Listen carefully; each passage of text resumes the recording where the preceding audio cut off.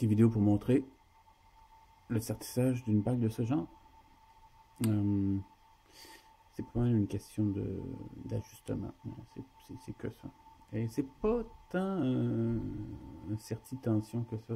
C'est pas comme une bague qui s'ouvre de chaque côté ici, puis c'est vraiment la force concentrique qui vient tenir la pierre.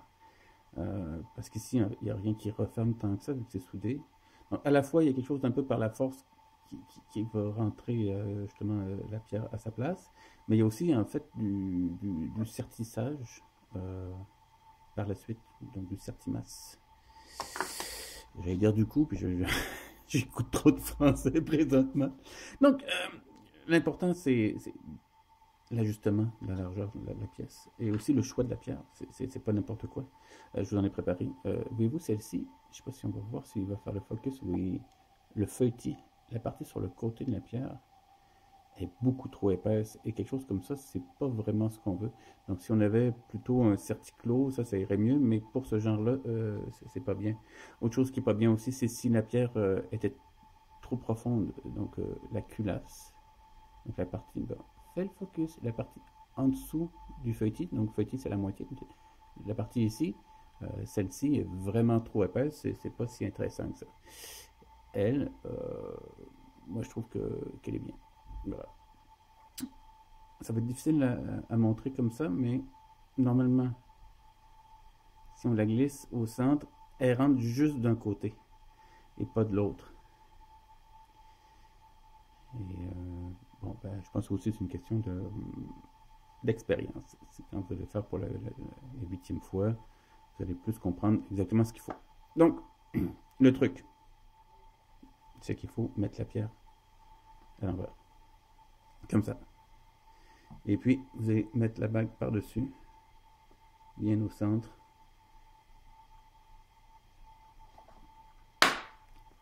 Oh, vous avez entendu?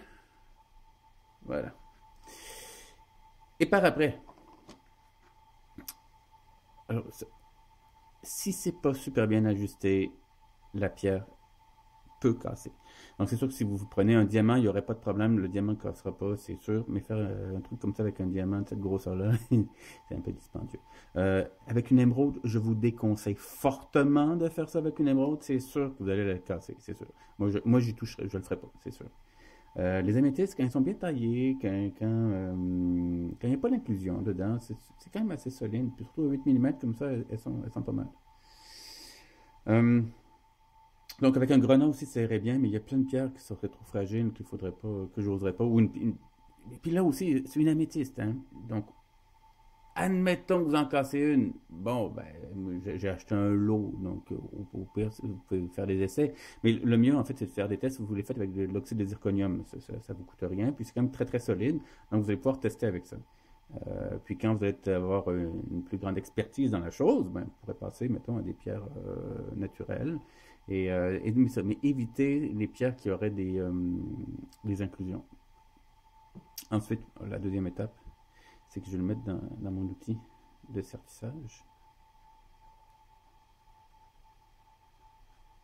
Là, je ne le prendrai pas en photo parce que ici, je suis mal placé pour ça. Mais je vais sertir, un peu comme du sertimasse, de chaque côté de la pierre ici et de l'autre côté.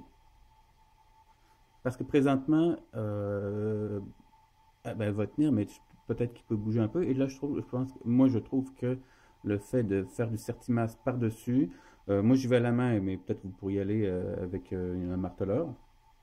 Et donc, le fait de marteler, d'écraser, va vraiment faire en sorte que la pierre ne sortira pas. Et voilà. Et comme je dis, cette bague-là, tout est une question d'ajustement et au dixième de millimètre. La forme de la creusure doit être vraiment comme la pierre. Et vous avez vu un peu plus tôt que tout dépendant des pierres, elles ont des formes différentes. Elles ont des formes différentes. Je montre ma main qui montre la forme. Dans la culasse, il y a des formes différentes. Et donc cette forme-là doit être reproduite dans le creux ici. Et vraiment, vous avez entendu un petit clang.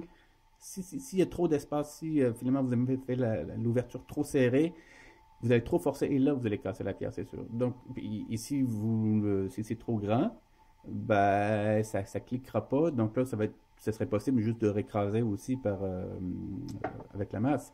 C'est-à-dire que si vous l'ouvrez assez puis que la pierre tombe un peu à sa place, comme si c'était un certiclos, mais qui est ouvert de chaque côté, vous allez pouvoir sertir, vous allez avoir besoin de plus sertir, et puis là, vous allez avoir plus de travail en fait pour régulariser la forme sur le haut, parce qu'il y a ça aussi. Parce qu'avec cette façon de faire là, comme j'ai fait, je vais avoir besoin de très très peu de réajustement de la courbe extérieure pour que ça reste joli. Tandis que si je martèle toute la partie au milieu, ben, c'est plus de travail aussi. Voilà. Donc j'espère que ça vous a éclairé sur cette technique de sertissage. Voilà. Passez une bonne fin de journée.